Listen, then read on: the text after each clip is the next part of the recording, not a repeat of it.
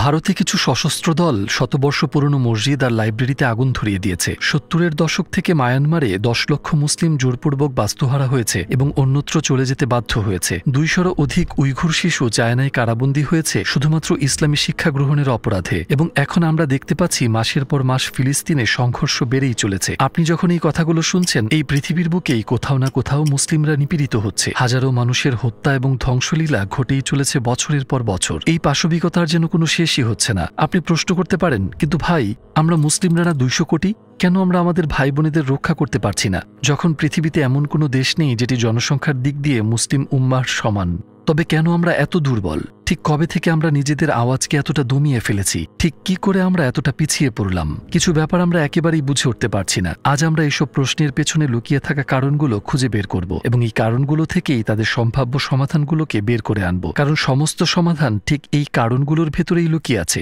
Istanbul বিজয়, পূর্বনাম Constantinople, মানব ইতিহাসের অন্যতম turning point.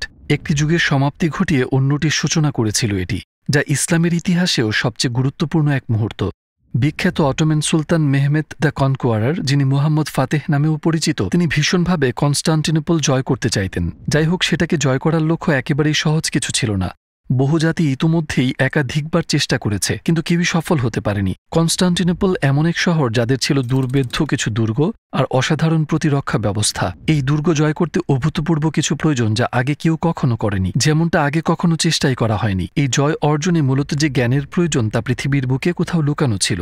সেই বিশেষ জ্ঞানের উৎস ছিলেন এক দক্ষ কামান নির্মাতা, অরবান নামক এক হাঙ্গেরিয়ান কামান শিল্পী। তিনি একাধিক ধাতুর মিশ্রণে একটি সংকর ধাতু আবিষ্কার করেন এবং তিনি বুঝতে পারলেন এই ধাতু দিয়ে তিনি ভীষণ শক্তিশালী কামান প্রস্তুত করতে পারবেন। সেই সময়টাতে অরবান জানতে পারলেন মোহাম্মদ ফাতিহ কনস্টান্টিনোপল দখল করতে যাচ্ছেন। তার পরিকল্পনা ছিল এই বিশেষ জ্ঞান বিক্রি করা, কিন্তু সুলতানের কাছে নয়। তিনি প্রথমে গেলেন বাইজেন্টাইন সম্রাটের কাছে। তাকে বললেন, আমি একজন দক্ষ কামান শিল্পী, আমি একটি বিশেষ সংকর ধাতু আবিষ্কার করেছি। এর ফলে কামানের গোলাগুলো অনেক শক্তিশালী হবে ও অনেক দূরের লক্ষ্য ভেদ করবে। এই ধাতু আমি তোমাকে দিতে প্রস্তুত, কারণ আমি শুনেছি যে অটোমানরা এই শহর দখল করতে আসছে। তুমি এটিকে তাদের বিরুদ্ধে কাজে লাগাতে পারবে। বাইজেন্টাইন সম্রাট এসব শুনে ভীষণ খুশি হলেন। তিনি বললেন, এই সংকট প্রস্তুতের ফর্মুলা আমি দেখতে চাই। অরবান বললেন, তুমি যদি আমাকে এই পরিমাণ স্বর্ণ দাও, তাহলে আমি এর কৌশল লেখা কাগজ তোমাকে দিয়ে দিতে পারি। শুনে সম্রাট তাচ্ছিল্যের হাসি হেসে বললেন, তো তুমি বলতে চাও তুমি আমাদের এক টুকরো কাগজ দেবে আর তার বিনিময়ে এতগুলো স্বর্ণমুদ্রা দিতে হবে? সত্যি? তিনি তার সৈন্যদের আদেশ দিলেন, এই লোকটিকে অন্ধকূপে নিক্ষেপ করো। কিছু সময়ের মধ্যেই এই ঘটনার কথা মোহাম্মদ ফাতেহের কানে পৌঁছালো। কিভাবে? কারণ কনস্টান্টিনোপলে তার কিছু গুপ্তচর ছিল। গুপ্তচরেরা তাকে জানালো সেই কামান নির্মাতার পরিণতি। সুলতান উৎসাহী হয়ে বললেন, তাকে অন্ধকূপ থেকে বের করে আনতে যা কিছু প্রয়োজন করো আর তাকে আমার কাছে নিয়ে এসো। তার লোকেরা অরবানকে উদ্ধার করে সুলতানের কাছে নিয়ে এলেন। মোহাম্মদ ফাতেহ তাকে প্রত্যাশার চাইতে দ্বিগুণ পারিশ্রমিক দিলেন এবং সেই ধাতু দিয়ে অনেকগুলো বিশাল এবং বিধ্বংসী কামান তৈরি করলেন। এরপরই শুরু হলো কনস্টান্টিনোপল দখলের যুদ্ধ। সেই সব ভয়ঙ্কর বিধ্বংসী অস্ত্রেই শহরের প্রতিরক্ষা দেওয়ালে বিরাট ফাটল এবং গর্ত তৈরি হলো, আর সবশেষে তিনি শহরটি দখল করে নিলেন। শুধু চিন্তা করে দেখুন, যে অর্জন বিগত কয়েক শতাব্দীতে সম্ভব হয়নি, কেবলমাত্র এই অস্ত্রের জোরে সেটা অবশেষে অর্জন সম্ভব হলো। এখন ঠিক বিপরীত চিত্রটি কল্পনা করা যাক। যদি বাইজেন্টাইন সম্রাট শুরুতেই কামান নির্মাতাকে বলতেন, ঠিক আছে, এই স্বর্ণমুদ্রাগুলো নাও আর অস্ত্রটি প্রস্তুত করো, ফলাফল কিন্তু একেবারেই ভিন্ন হতে পারত। আপনি কি জ্ঞান, প্রচেষ্টা আর সংগ্রামের মূল্য বুঝতে পারছেন? ওই কাগজের টুকরার লেখাগুলোকে সামান্য মনে হলেও এর মূল্য বুঝলে অপরপক্ষকে জয় আর শাসন করার ক্ষমতা পেয়ে যাবেন। আপনি কি জানেন, যাকে আমরা মেধা পাচার বলি সেটা নতুন কিছু নয়? মোহাম্মদ ফাতেহ তার সময়ে সর্বোচ্চ চেষ্টা করেছিলেন মেধাবী এবং জ্ঞানী লোকদের ইস্তাম্বুলে জড়ো করতে। তিনি তাদের উপহার উপঢৌকন পাঠিয়ে আমন্ত্রণ জানাতেন। উদাহরণস্বরূপ আলী কুশজি, এক প্রতিভাবান জ্যোতির্বিদ এবং গণিত বিশারদ। সুলতান তাকে নিজের দেশে আনতে প্রচুর অর্থ ব্যয় করেছিলেন। তাকে আত্মীয় পরিজন সহ আমন্ত্রণ জানান এবং প্রতি শহর পরিভ্রমণের জন্য 1000 স্বর্ণমুদ্রা প্রদান করেন। চলুন আরেক যুগে ফিরে যাই। আপনি কখনো আন্দালুসের উমাইয়াদ রাজ্যের কথা শুনেছেন? এটা এমন এক রাজ্য যা কিনা জ্ঞান বিজ্ঞানের দিক দিয়ে ছিল সবচেয়ে উঁচুতে। বিখ্যাত পদার্থবিজ্ঞানী পিয়ার কুরি বলেন, মুসলিম আন্দালুসিয়া থেকে মাত্র 30টি বই উদ্ধার হয়ে আমাদের হাতে এসেছিল। সেগুলোর সাহায্যে পরমাণু পর্যন্ত দ্বিখণ্ডিত করতে সক্ষম হয়েছি। বাকি বইগুলো মুঘলদের আক্রমণে ধ্বংস হয়ে গিয়েছিল। পিয়ার কুরি আরও বলেন, যদি পড়ে যাওয়া 10 লক্ষ বইয়ের অর্ধেকও বেঁচে যেত, হয়তো এতদিনে আমরা মহাকাশের গ্যালাক্সিগুলোতে ঘুরে বেড়াতাম। আপনি কখনো ইবনে সিনার কথা শুনেছেন, যিনি আবিসিনা নামেও পরিচিত? তাকে চিকিৎসকদের গুরু বলা হয়। তার বইগুলো ইউরোপে প্রায় 600 বছর ধরে পাঠ্যপুস্তক হিসেবে পড়ানো হয়েছিল। জাবির ইবনে হায়ানির দিকে লক্ষ্য করি। তাকে বলা হয় রসায়নের প্রতিষ্ঠাতা। এরপর আরও আছেন আল জাহরাবি, যাকে সার্জারির জনক গণ্য করা হয়। এরকম আরও অসংখ্য নাম রয়েছে। যখন জ্ঞান আমাদের হাতের মুঠোয় ছিল, আমরা মুসলিম ছিলাম কর্তৃত্বে, ছিলাম পথ প্রদর্শক। এমন চিত্র আমরা দেখতে পেয়েছি আন্দালুসিয়ান উমাইয়াদ রাজ্যের সময়ে, দেখেছি অটোমান সাম্রাজ্যের সূচনার সময় সহ বেশ কিছু কালে। মনে করে দেখুন রাসূল সাল্লাল্লাহু আলাইহি ওয়াসাল্লামের সময়কাল। খন্দকের যুদ্ধের সময়ে সালমান আল ফার্সি একটি পরামর্শ দেন, শুধুমাত্র কয়েকটি বাক্য আর মুসলিমরা খন্দক খনন করতে শুরু করলেন। এই কারণেই যুদ্ধের চিত্রপট নাটকীয়ভাবে পাল্টে গেল। এমন আরও অনেক উদাহরণ আমাদের সামনে রয়েছে।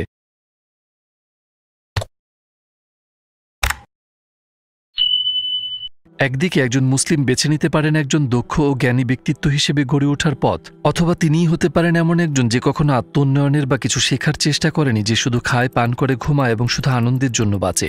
যখন মুসলিমরা হয়ে ওঠেন জ্ঞানী, দক্ষ এবং যোগ্য ইতিহাসের ধারায়, তখন ইতিবাচক পরিবর্তন আসতে শুরু করে, কারণ আমাদের ধর্মই আমাদের এসব যোগ্যতা অর্জনে উৎসাহিত করে। আপনি কি কখনো এমন আয়াত শুনেছেন যেটা জ্ঞান অর্জন থেকে দূরে থাকতে বলে, বা এমন হাদিস যা বলে শুধু ইবাদত করো, গবেষণা বা আত্মোন্নয়নের চেষ্টা করো না? মানে বিজ্ঞানীদের তো ইসলামে কোনো জাদুকর মনে করা হয় না, হয় কি? বরঞ্চ রাসূল সাল্লাল্লাহু আলাইহি ওয়াসাল্লাম বলেন, জ্ঞান অর্জন করো, প্রয়োজনে সুদূর চীন পর্যন্ত যাও। কুরআন সবসময় আমাদের উৎসাহিত করে চিন্তায় এবং গবেষণায় যুক্ত হতে। বলা হয়েছে, তারা কি চিন্তা করে না? তারা কি পর্যবেক্ষণ করে না? মুসলিমদের উন্নতি ও ধ্বংস দুটোই নির্ভর করে আল্লাহ তাআলার এই নির্দেশ মানা না মানার উপরে। সাধারণত আমরা যখন আল্লাহর আইনের কথা বলি, তখন হারাম এবং ইবাদতের পদ্ধতিগুলোর কথা ভাবি, কিন্তু আল্লাহর আইনের দুটো সম্পূর্ণ ভিন্ন ধারা রয়েছে। প্রথমটি হলো ধর্মীয় বিধান, যেখানে রয়েছে কি কি জিনিস নিষিদ্ধ এবং কোনগুলোর অনুমতি রয়েছে, ইবাদত, হালাল, হারাম, এসব। দ্বিতীয় ধরনের আইনগুলো আল্লাহ তাআলা কর্তৃক তার সৃষ্টি এবং মহাবিশ্বের জন্য নির্ধারিত, যেটা সুন্নাতুল্লাহ নামেও পরিচিত। প্রথম ধরনের নিয়ম আমরা মেনে চলছি কিনা তার ফল এবং পরিণাম আমরা মৃত্যুর পর ভোগ করি, কিন্তু আল্লাহর দ্বিতীয় ধারার আইন মেনে না চলার ফল মানুষ এই পৃথিবীতেই ভোগ করে। আর উপকারী জ্ঞানকে তার প্রাপ্য সম্মান দেওয়া সেই আইনগুলোর মধ্যে একটি। তো মুসলিম হিসেবে সে সকল মৌলিক আইনগুলো কি কি, যেগুলো মেনে না চললে আমরা আমাদের জীবনে দুর্বল হয়ে পড়ি? মহান ইসলামী চিন্তাবিদ বদিউজ্জামান সাইদ নুরসি তার এক বিশেষ বক্তব্যের উত্তর দিয়েছেন, আমাদের শত্রু হল অজ্ঞতা, দারিদ্রতা এবং দ্বন্দ্ব। এই তিন প্রকাশ্য শত্রুর বিরুদ্ধে আমরা জিহাদে নামব, শিল্প, জ্ঞান আর একতাকে অস্ত্র বানিয়ে। আমরা ইতোমধ্যে আলোচনা করেছি জ্ঞান এবং শিক্ষা কি না করতে পারে। মনে করে দেখুন মুহাম্মদ ফতেহ কি করেছিলেন। আর অন্য দুটির ব্যাপার, দারিদ্র আর দ্বন্দ্ব, বদিউজ্জামান দ্বন্দ্ব দিয়ে কি বোঝাতে চেয়েছেন? তিনি বলেছেন বিভেদ, বিভাজনের কথা। এই ক্ষেত্রে একটা উপমা দেওয়া যেতে পারে, দুই বীর যখন একে অপরের সাথে লড়াই করেন, তখন একটি শিশুও তাদের হারিয়ে দিতে পারে। এর মানে হচ্ছে, আমরা যখন মুসলিম হয়ে বা মুসলিম প্রধান রাষ্ট্র হয়ে ক্রমাগত একে অপরের সাথে লড়াই করছি, নিজেদের মধ্যেই দ্বন্দ্ব বা সম্পর্কে শীতলতা থাকে, আমরা যদি এক হয়ে ঐক্যবদ্ধভাবে না দাঁড়াই, অবশ্যই আমরা পেছনে পড়ে থাকব। আর কে সবচেয়ে বেশি খুশি হয় যখন মুসলিমরা একে অপরের সাথে দ্বন্দ্বে জড়ায়? অবশ্যই ইসলামের শত্রুরা। কেন? কারণ যতক্ষণ আমরা পরস্পর বিচ্ছিন্ন, আমাদেরকে হারানো তাদের পক্ষে ভীষণ সহজ। দেখুন, একজন মুসলিম ব্যক্তি অথবা একটি মুসলিম সম্প্রদায় ভুল করতেই পারে, কিছু জিনিস হয়তো আমাদের বিচলিত করে, কিন্তু এমন কিছু যখন ঘটে, তার সমাধান কি হবে? এর সমাধান কি অন্যান্য মুসলিম ব্যক্তি বা গ্রুপ থেকে নিজেদের সরিয়ে বা আলাদা করে নেব? এর সমাধান কি তাদের সম্পর্কে নেতিবাচক ও ধ্বংসাত্মক আলোচনা করব? একটি মুসলিম গ্রুপের কি অন্য একটি মুসলিম গ্রুপকে বর্জন বা আলাদা করে দেওয়া উচিত? না। আপনি কি জানেন, এমনকি বেদুইনরাও, যারা প্রাচীন আরবের মরুবাসী মানুষ, তারাও এমনটা করত না। কথিত আছে, তৎকালীন দুটি বেদুইন সম্প্রদায় ছিল যারা নিজেদের একে অপরের শত্রু মনে করত। তারা প্রায়ই যুদ্ধে জড়াত, কিন্তু বাইরের বড় শত্রু এসে তাদের আক্রমণ করলে নিজেদের মধ্যে শান্তি ও ঐক্য এনে তারা শত্রুর বিরুদ্ধে লড়ত। অন্য কথায় বলতে গেলে, আমাদের নিজেদের ভেতরকার কলহে এবং শত্রুতায় আমরা নিজেদের দুর্বল করে ফেলছি। এই সময়ে অনেক মানুষ ইসলামকে আক্রমণ করছে। মুসলিমেরা ক্রমাগত হারামের জালে জর্জরিত, বিভিন্ন দেশ জড়িত এর পেছনে। মিডিয়াতে ইসলাম বিরোধী পোস্ট, সোশ্যাল মিডিয়ায় ক্ষতিকর কন্টেন্ট, আরও অনেক কিছু। এখন অসংখ্য শত্রু চারপাশে। অন্য যে কোনো সময়ের তুলনায় একতা এখন বেশি জরুরি। সেই সময়ে এই বিভাজন কতটুকু যুক্তিযুক্ত? তো এই বৃহত্তর উদ্দেশ্যটি দেখতে না পাওয়ার অক্ষমতা, এই হুমকিগুলো সম্পর্কে উদাসীনতা, অন্যভাবে বললে শিক্ষার অভাব আমাদেরকে বিভাজনে ঠেলে দেয়। অর্থাৎ বদিউজ্জামানের বক্তব্যের প্রথম উপাদানটি আমাদেরকে দ্বিতীয়টির দিকে ইঙ্গিত দেয়, দ্বন্দ্ব, বিভাজন। তো তখন কি ঘটে? যখন দ্বন্দ্ব আর শিক্ষার অভাব দুটি উপাদানই একত্র হয়, তৃতীয় উপাদানটির জন্ম হয়, দারিদ্রতা। কখনো ভেবে দেখেছেন পৃথিবীর বিখ্যাত ব্র্যান্ডগুলোর কয়টি মুসলিম মালিকানাধীন? আমরা এই প্রশ্নের খুব পরিষ্কার একটি উত্তর পাই যখন ইসরায়েলের বিরুদ্ধে বয়কট লিস্ট প্রকাশিত হয়। আমাদের অর্থনৈতিক শক্তি যদি না থাকে, আমরা জোরালো আওয়াজ তুলতেও ব্যর্থ হয়ে যাই। কোনো এক সময় আমি একটি চমৎকার মন্তব্য শুনেছিলাম। মধ্যপ্রাচ্যকে পর্যবেক্ষণকারী এক গবেষক বলেন, আমি দেখেছি যে যেখানেই দারিদ্রতা সর্বোচ্চ, সেখানে স্বয়ংক্রিয়ভাবে অপরাধ প্রবণতা সমানুপাতিক হারে বাড়তে থাকে। তো তিনি অপরাধ প্রবণতা দিয়ে কি বুঝিয়েছেন? হত্যা, চুরি, ঠকবাজি ইত্যাদি। যে দেশ যত দরিদ্র, তার অপরাধ প্রবণতার হার তত বেশি, কারণ কেউই আসলে অপরাধ করার ইচ্ছা নিয়ে জন্মায় না। আপনার অর্থনৈতিক অবস্থা ভালো হলে চুরি করার কোনো প্রয়োজনই নেই। আপনার টাকা পয়সা এবং সম্পদ আপনার এমনিতেই আছে। মূলত এই সমস্যাগুলো শুরুই হয় অর্থনৈতিক কারণগুলো থেকে।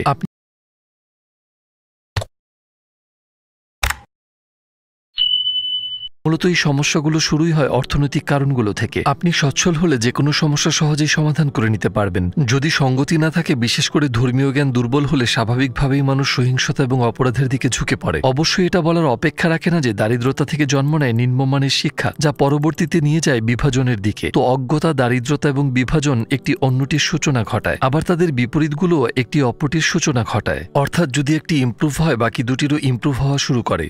এ পর্যায়ে আমরা বুঝতে পারছি যে বদিউজ্জামানের পর্যবেক্ষণ কি আশ্চর্য রকমের নির্ভুল।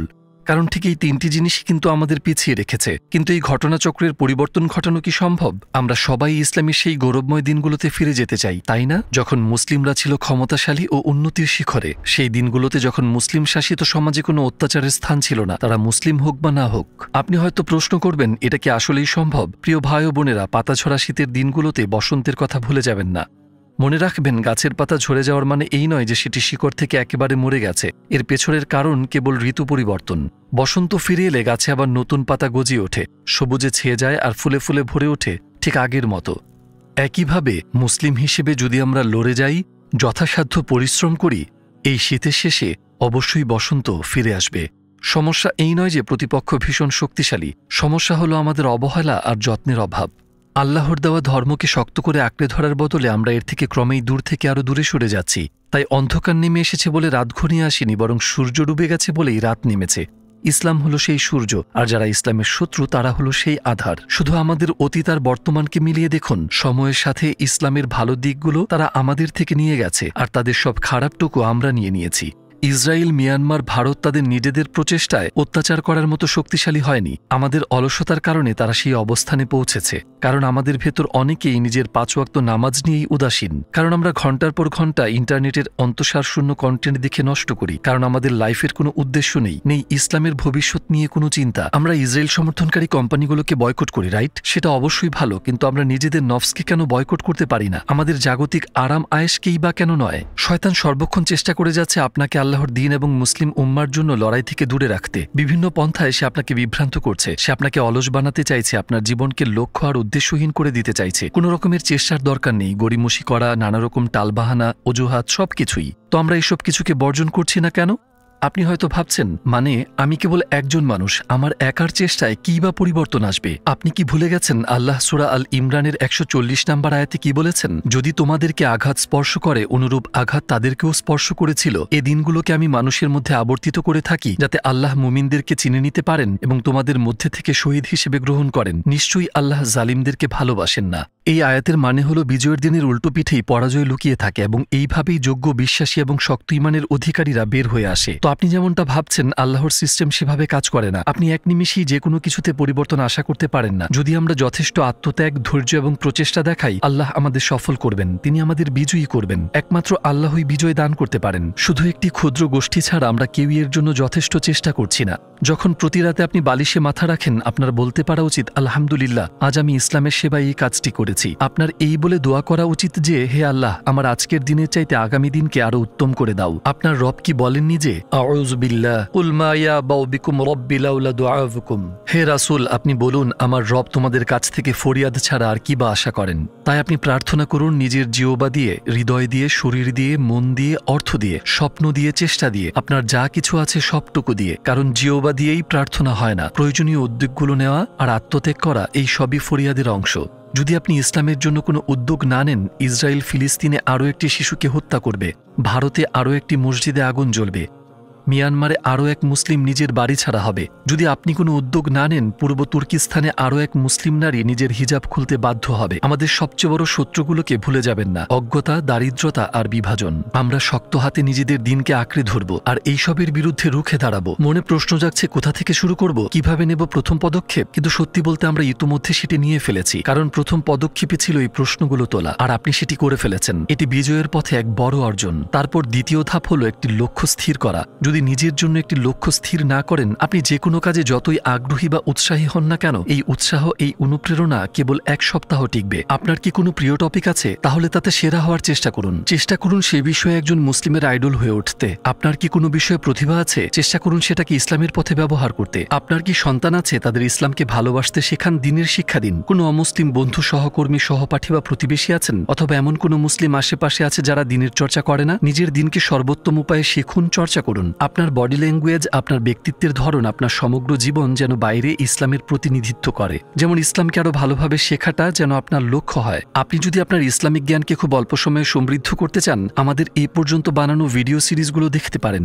এক কথায় আপনি যেই হন না কেন, অজ্ঞতা, বিভাজন আর দারিদ্রতা এগুলোকে প্রতিরোধ করুন। আর যখন সময় হবে, ইসলামের মূল হিরোদের, যারা ইতিহাসের পট পরিবর্তন করবে, তাদের উঠে আসতে দিন। তাদের পেছনে এক বিশাল জমায়েত জড়ো হতে দিন, যারা ইসলামকে ভালোবাসে, তাকে রক্ষা করে এবং যারা নেককারদের মধ্যে অন্যতম। এই ভিডিওটি একটি ছোট গল্প দিয়ে শেষ করা যাক। আজকের সব কথার সারাংশ এই গল্পে আছে। গল্পটি প্রজন্ম থেকে প্রজন্ম চলে আসছে। বহু বছর আগের কথা। একজন কাঠমিস্ত্রি ছিলেন, যিনি ভীষণ সুন্দর মিম্বর তৈরি করতেন। তার বানানো মিম্বরের সৌন্দর্য এতই খ্যাতি লাভ করে যে সমগ্র অঞ্চলে তার নাম ছড়িয়ে পড়ে। আর তার তৈরি সেই শিল্প এতই চমৎকার ছিল যে অনেক মানুষই সেটি কেনার ইচ্ছা প্রকাশ করলেন। কিন্তু সেই কাঠমিস্ত্রি সেসব বিক্রি করতে অসম্মতি জানিয়ে বলল, এই মিম্বর আমি মসজিদ আল আকসার জন্য বানিয়েছি। কিন্তু সেই সময়ে জেরুজালেম ছিল ক্রুসেডারদের অধীনে, আর তারা ছিল ভীষণ শক্তিশালী। তার এই উত্তর শুনে লোকেরা বলল, তুমি স্বপ্ন দেখছো, এটা তুমি মসজিদ আল আকসায় কি করে রাখবে, যখন জেরুজালেমই ক্রুসেডারদের নিয়ন্ত্রণে? সেই কাঠমিস্ত্রি বললেন, আমি একজন কাঠের মিস্ত্রি, এই মিম্বর বানানো ছাড়া আমি কি বা করতে পারি? এটাই আমার দায়িত্ব। আর যখন সময় হবে, একজন নেতা আসবেন এবং জেরুজালেম জয় করবেন, আর সেটি তার দায়িত্ব। শ্রোতাদের মধ্যে ছিল একটি শিশু, যে সেই কাঠমিস্ত্রির বলা প্রতিটা কথা মনোযোগ দিয়ে শুনছিল। তার বলা প্রতিটি কথা সেই ঈমানদীপ্ত হৃদয়ে গেঁথে গেল। বহু বছর পর সেই শিশুটি বড় হল, একটি সৈন্যদল তৈরি করে জেরুজালেম জয় করল, আর মসজিদ আল আকসায় সে মিম্বরটি স্থাপন করল। ইতিহাসের পাতায় তিনি সালাউদ্দিন আইয়ুবী নামে পরিচিত।